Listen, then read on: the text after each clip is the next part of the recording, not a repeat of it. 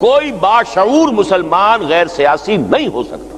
اگر وہ خالص غیر سیاسی ہے تو بے شعور ہے، اسے پتہ ہی نہیں ہے، دین کی حقیقت اس کے اوپر نہیں کھلی ہے کہ اسے معلوم ہو کہ یہ بھی دین کا ایک شعبہ ہے۔ جیسے الحیاء شعبۃ من الایمان، السیاست شعبۃ من الاسلام۔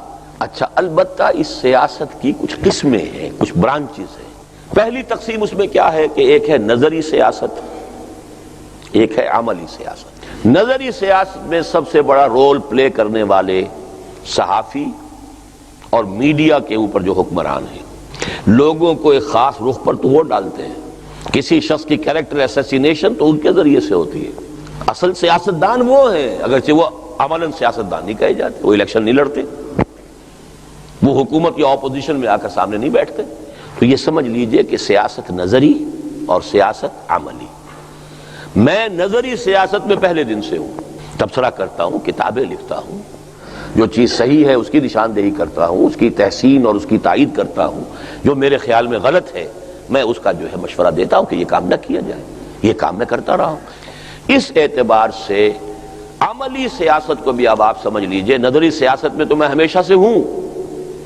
عملی سیاست کی بھی دو قسمیں ہیں، ایک ہے انقلابی سیاست۔ اگر کوئی شخص یہ سمجھے کہ ہمارے ملک کا نظام ہی غلط ہے جڑ بنیاد سے، the politico socio economic system is wrong, تو اس کا الیکشن میں جا کر وقت ضائع کرنا ہے، اپنا وقت ضائع کرے گا، پیسہ ضائع کرے گا، کارکنوں کی صلاحیت، ان کا وقت، ان کا پیسہ ضائع کرائے گا۔ اس کے لیے سیاست ہوگی انقلاب برپا کرنے والی سیاست۔ اور اگر یہ خیال ہو کہ جو پولیٹیکو سوشو اکنامک سسٹم ہے as a whole, on the whole, as a whole, تو یہ صحیح ہے، اس میں کہیں کوئی جزوی اصلاح کی ضرورت ہے، تو پھر آپ الیکشن میں جائیے۔